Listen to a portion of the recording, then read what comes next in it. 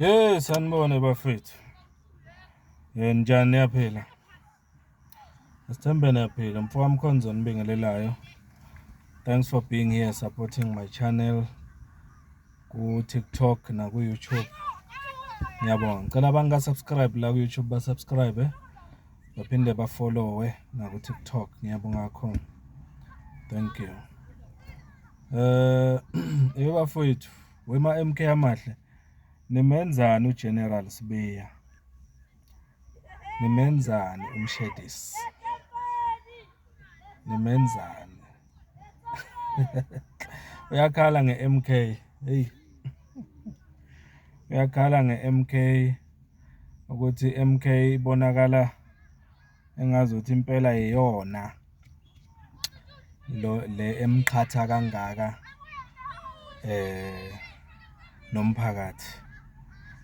iMK Party iyona le eloku ibhizi sabalalisa izinto ezingekho right ngaye, futhi iyona ebonakala iphakamisa kakhulu igama lika General Mkhwanazi MK Party, ipraise uMkhwanazi, and akakuthandi lokho uGeneral Sibiya ukuthi igama lakhe ubone ngathi lidicilelwa phansi kuphakanyiswa elika General Mkhwanazi kanjani.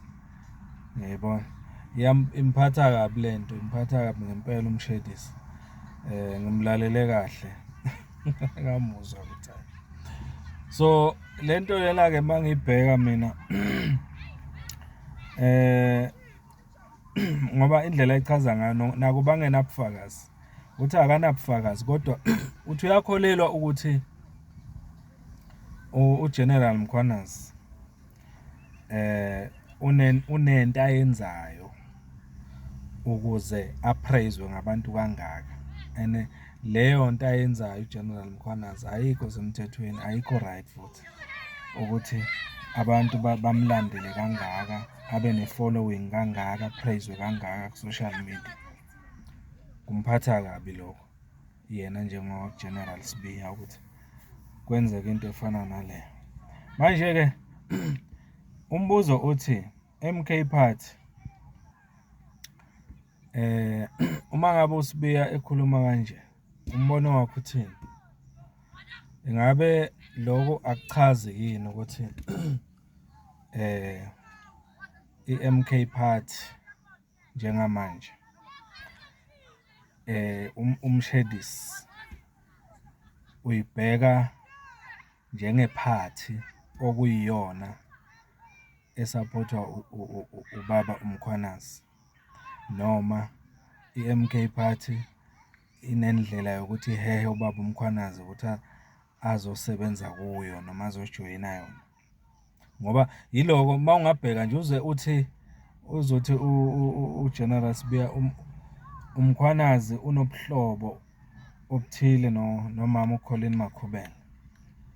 Liyavela futhi igama lamama Colleen Makhubele. Angazi ukuthi why bemkhonze kangaka, ngoba noPaul Sullivan waliveza igama lamama Colleen Makhubele ukuthi kunezinto ezithile azisho, kodwa-ke naye akabuvezanga ubufakazi. Nala umshedisi uveza ukuthi kukhona ubuhlobo anabo uColleen Makhubele noMkhwanazi. Manje-ke lento lena iyaxaka-ke, kodwa uyibuka kanjani wena lento eshiwo umshedisi noma uGeneral Sibiya? Kukhona into ephathekayo la, and ikhona into eyenza isense ngale, noma nje mhlawumbe abebambezela iCommission nje eyimoshela isikhathi. Ngoba manje mina ngendlela engiyibuka nje ngomfowami Khonza, ngibona ngazuthi lokuthi axoxe ngakho konke lokho, ezama ukwendlala ekhulume ngaloko, uzama ukuwaste nje isikhathi ukuze kungasheshe kufikwe embuzweni enzima le iCommission ngamadlanga efuna ukumbuza yona. Uyabambezela nje, uyadileya nje, mina ngendlela engibuka ngayo. Kodwa nje ngithake ngikuvezele ukuthi uma ngabe uGeneral Sibiya ezokhuluma nge-MK Party ngale ndlela ukuthi iMK Party inesandla eyinkingeni abhekene nazo njengamanje, futhi inesandla ekutheni umkhwanazi apraiswe kangaka eSouth Africa njengama. Ake sixoxe ngaloko, kubona kanjani lokho kusho uGeneral Sibiya? Ikhona yini into enesense kule nto ayishoyo? Uqondeni mayeloko ngoba le statement se-MK Party beloko esiphindaphinde esigcizelela babathe bafuna iproof athi kwamanje anginayo iproof, kodwa ngiyabona ukuthi yibo abe-MK Party laba abaloku besabalalisa indaba ngami kabi, besabalisa izinhle ngomkhwanazi and stuff. Kusho ukuthini lo ngendlela obuka ngayo wena lesikhalo sikaMshedisi? Ake uxoxe nje ngaso. Mfoka Mkhonza lo, ngiyabonga kakhulu, niphile bafethu. Thank you so much. Onga subscribe ngicela subscribe, onga follow TikTok. Thank you.